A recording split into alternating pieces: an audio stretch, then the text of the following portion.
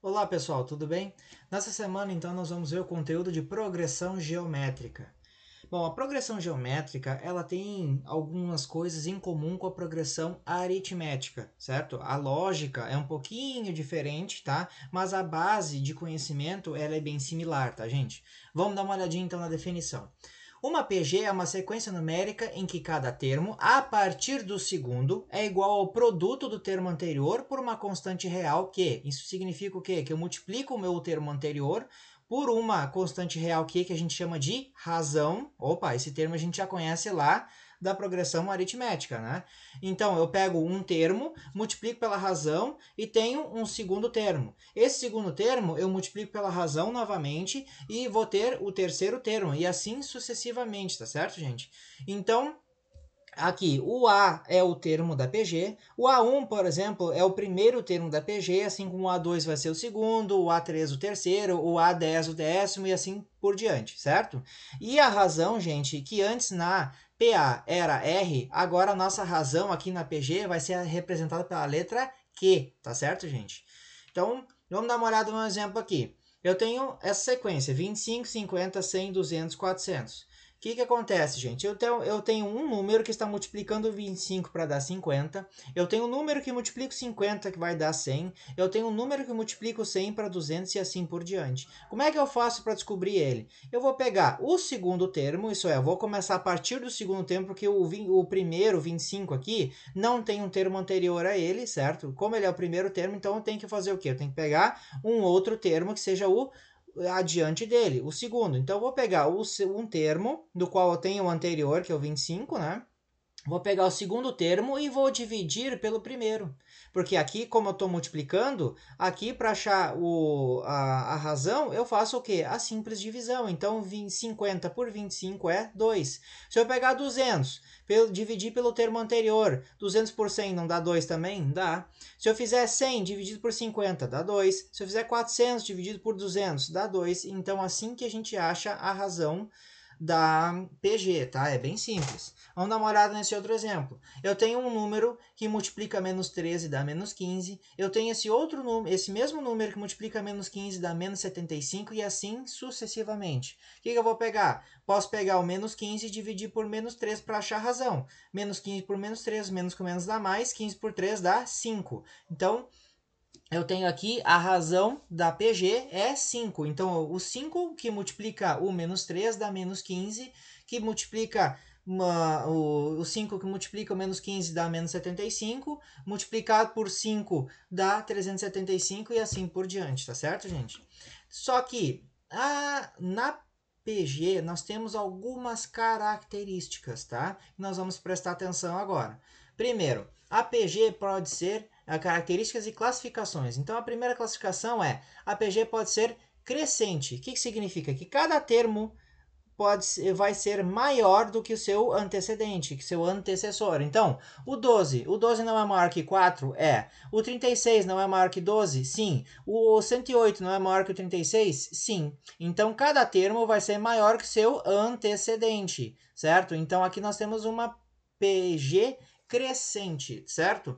Então, o A1, tá, que é o primeiro termo, o A1 vai ser maior que zero. Opa, tá aqui. Então, se está respeitando essa condição e esta condição, nós vamos ter uma PG crescente. Então, o A1 maior que zero, nós temos aqui. E a razão é maior que zero também, que está aqui, ó, 12 por 4, 3. Está aqui a razão da PG. Então, quando eu respeito essas duas características aqui, essas duas condicionais, eu tenho uma PG crescente. E se a PG respeitar essa outra condicional aqui, essas outras duas condicionais também, ela também vai ser crescente. Vamos dar uma olhada. Quando o A1, por exemplo, ele é menor que zero, isso é, qualquer número negativo menor que zero perdão, qualquer número que é menor que zero é negativo. Eu já estava até dando a resposta para vocês. Então, qualquer número menor que zero é negativo. Então, se eu tenho um A1 menor que zero, opa, menos 1000 não é menor que zero? É. E a razão está entre 0 e 1, isso é, ele é um decimal qualquer que esteja entre 0 e 1, certo? Então, ele vai de 0,1 até 0,99999 e assim por diante, certo, gente? Então, a razão tem que estar dentro desse intervalo. Se o A1 é menor que 0 e a razão está entre 0 e 1, a PG também é crescente. Mas, professor, como assim? Se eu não estou indo de 1000 para 100 e depois para 10, sim, gente, mas o negativo, ó, o 1000 negativo, ele é menor do que 100 negativo, que é menor que 10 negativo, que é menor que 1 negativo, certo, gente? Então, os números negativos, a gente tem essa propriedade. Então, essa PG aqui, ela é crescente, certo? Então, nós temos a APG decrescente, em que cada termo ele é menor que seu antecedente. Então, vamos dar uma olhada aqui nesse exemplo. Ó. Eu tenho um 1. O 1 não é menor que o 2, que é o antecedente dele? Sim. O meio não é menor que o 1, que é o antecedente dele? Sim. O 1 quarto não é menor que o antecedente dele, o meio? É. Então, gente, aqui nós temos uma PG decrescente. Quais as duas primeiras condicionais para PG decrescente? O A1 é menor que é maior que zero, perdão, é maior aqui, tá? O A1 é maior que zero e a razão está entre 0 e 1. Ó, de novo, a mesma condicional que eu tinha aqui em cima, a razão entre 0 e 1. Ó, qualquer decimal que esteja entre 0 e 1. Então, eu tenho um A1 maior que zero e uma razão que está entre 0 e 1. Então, eu tenho uma PG decrescente. E a segunda condicional que eu tenho aqui é o A1 ele tem que ser menor que zero e a razão é maior que 1. Então, perceba que antes eu tinha uma razão que ia de 0 a 1 e agora eu tenho uma razão que vai de 1 em diante. Só que o A1 tem que ser menor que zero. Então, ó, eu tinha um A1 menor que zero, a minha razão é 5, ó, minha PG está decrescendo. Porque 375 negativo é menor do que 75 negativo. Depois nós temos a PG constante, em que cada termo, tá, é igual ao termo antecedente. Aqui faltou o igual, tá, gente? Mas eu coloco lá no material para vocês. Então, cada termo é igual ao termo antecedente. Então, ó, o menos 4, o segundo termo, menos 4, terceiro termo, menos 4, quarto termo, menos 4. Então, a gente sabe que a razão é 1. É a mesma coisa que eu multiplicar o primeiro termo por 1, certo? Se eu dividir menos 4 por menos 4, eu tenho 1 positivo. Então, aqui eu tenho um termo constante. E a outra condicional é que o A1, por exemplo, pode ser zero. E a minha razão pode ser qualquer número real. Por quê? Porque qualquer número real multiplicado por zero é zero também. Então, se eu tiver o A1 aqui, o primeiro termo for zero, eu posso ter uma razão 10, uma razão 20, uma razão 2, uma razão 1, que qualquer número desse multiplica por zero é zero, vou para o próximo termo. Continuo multiplicando esse zero pela razão, continuo obtendo zero e assim infinitamente. Quarta classificação, alternada ou oscilante, em que os termos da PG, eles alternam entre números positivos e números negativos. Ah, mas como é que isso acontece, professor? Ele é bem simples. Primeiro, a gente tem que entender que o A1 tem que ser diferente de zero, certo? E a razão tem que ser um número negativo, tem que ser um número menor que zero, certo, gente? Então, vamos dar uma olhada aqui. Aqui eu tenho 2 menos 8, 32, menos 128, 512, certo? E assim por diante. Puxa, mas como eu tenho o número 2, e depois eu tenho o número menos 8, depois eu tenho o número mais 32, isso acontece porque é o seguinte, a razão, ó, vamos calcular a razão.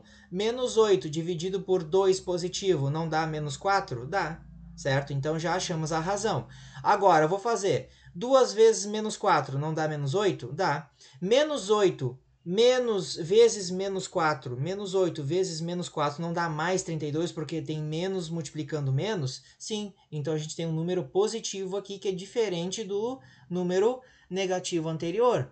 Então, o que acontece? Cada vez que eu tiver esse casamento de um número negativo multiplicando pela razão negativa, eu vou ter um posterior positivo. Agora, eu vou pegar esse posterior positivo, vou multiplicar por menos 4. Ó, esse é um número positivo. Multiplicado por um negativo, eu tenho um número negativo, menos 128. Se eu tiver agora menos 128, multiplicar por menos 4, menos com menos dá mais. Então, dá mais 512. Vamos dar uma olhada nesse exemplo aqui, em que a razão, por exemplo, é menos 1. O que acontece? Ele vai ficar alternando entre 3 meios positivo e 3 meios negativo, porque eu tenho 3 meios, o primeiro termo, 3 meios, multiplicado por menos 1 é menos 3 meios, que multiplicado por menos 1 é mais 3 meios, que multiplicado por menos 1 é menos 3 meios e assim por diante. E nós temos a última classificação, que é a PG estacionária, onde uma PG, tá? Ela é constante a partir do segundo termo, tá, gente? Não é a partir do primeiro, é a partir do segundo termo. Então, a condição é que o A1 seja diferente de zero e que a razão seja zero. Por quê? A gente pode... Aqui eu botei, por exemplo, né, raiz de 3. Mas eu poderia ter botado qualquer número, podia ter botado 5, 7, 1 milhão, 500 mil, 99, 87, qualquer número aleatório, natural, isso é, inteiro, positivo, ou mesmo decimal, positivo, eu teria o quê? Números negativos também, tá, gente? Eu teria o quê, gente? Eu teria uma multiplicação pela razão que é zero, eu teria sempre zero. E aí eu multiplico zero por zero dá zero e assim sucessivamente. Então o primeiro termo pode ser um número qualquer, mas o segundo em diante vai ser sempre o mesmo número. E aqui nesse caso, zero. Então a razão aqui é zero, tá, gente? Onde é uma PG estacionária. A partir do segundo termo, ela se repete indefinidamente no mesmo termo, diferente do primeiro, tá certo? Então vamos dar uma olhadinha aqui no termo de uma PG, tá, gente? Assim como a gente aprendeu a calcular o termo de uma PA, a gente aprende a calcular o termo de uma PG. Então vamos lá, vamos ver uma PG, onde nós temos aí uma sequência de números de razão e uma razão que, né? Para a gente achar o termo desejado, a gente deve seguir a seguinte fórmula. Tá? O termo n, tá? Isso é, o termo que eu quero achar, é igual ao A1, o primeiro termo, vezes a razão elevada ao número, ao mesmo n que eu estou procurando aqui, tá? Menos 1. Então vamos dar uma olhada aqui, ó. Eu quero, por exemplo, achar... Primeira coisa, vamos pegar essa PG aqui. E aí eu tenho 2, 4, 8, 16, 32. O que eu vou fazer? Vamos achar a razão dela primeiro. 4 dividido por 2, tá aqui. Razão é 2. Achei a razão dela, agora eu posso achar qual é o sexto termo, por exemplo. Aqui, ó, eu coloquei para a gente achar o sexto termo. Então, eu tenho 1, 2, 3, 4, 5, mas não tenho o sexto. Ok, mas professor, é só multiplicar o 32 por 2, que é a razão, o senhor vai ser o sexto termo. Sim, gente. Mas e se eu pedir para vocês o 50º termo ou o 200º termo, o que vai acontecer? O pessoal não vai saber ou não vai ficar fazendo multiplicações 200 vezes. Não dá, isso é loucura. Perde-se tempo e também a chance de acertar é pequena, porque uma hora vai se passar, vai errar, vai pular um número e já era. Então, o que nós vamos fazer? Nós vamos aplicar a fórmula. Para achar o sexto termo, eu pego o A1, tá? Que é o primeiro termo, 2, multiplico pela razão, que aqui nesse caso é 2 também, e faço ela elevada. Como eu quero achar o sexto termo, 6, que é o n, né? Menos 1. E aí eu vou fazer 6 menos 1, 5. 2 elevado à quinta potência é 32. 2 vezes 32, 64. Então, o sexto termo desta PG é 64. Se eu pegar aqui o quinto termo e multiplicar pela razão, eu tenho 32 vezes 2 dá 64. Então, ok, matei a charada, está certo. Ok, gente? E para a gente achar a soma dos termos da PG, tá? Tem uma notícia boa que eu tenho que dar para vocês. Na PA, quando eu queria achar a soma dos termos da PA, eu tinha que achar, por exemplo, se eu queria achar a soma dos 10 primeiros termos da PA, eu tinha que achar o 10º termo e aplicar uma fórmula. Aqui eu não preciso achar o 10º termo, eu posso aplicar uma forma direta. A única coisa que eu preciso é ter quais os termos que eu vou somar e preciso também ter a razão, além do, claro, o A1, né, que é sempre dado, tá, gente? Qualquer exercício, o primeiro termo que eu vou dar para vocês é o A1, ok? Então é o seguinte, vamos pensar essa mesma PG e nós vamos achar, por exemplo, o sexto termo, tá? Vamos lá. Vamos pensar o seguinte, tá?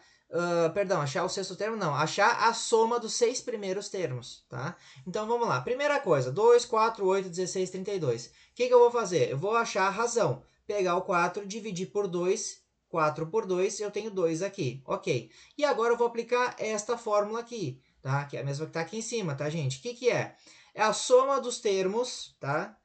É igual ao primeiro termo que multiplica, tá? A razão elevada ao número de termos que eu estou somando, menos 1, tá? Mas depois que eu elevei aqui, é que eu subtraio 1, tá, gente? Não é, esse menos 1 não está subtraindo aqui no expoente, ele está subtraindo aqui embaixo. Então, primeiro eu vou fazer o expoente e depois eu subtraio 1. Tudo isso dividido pelo quê? Pela razão menos 1, tá? Então vamos lá.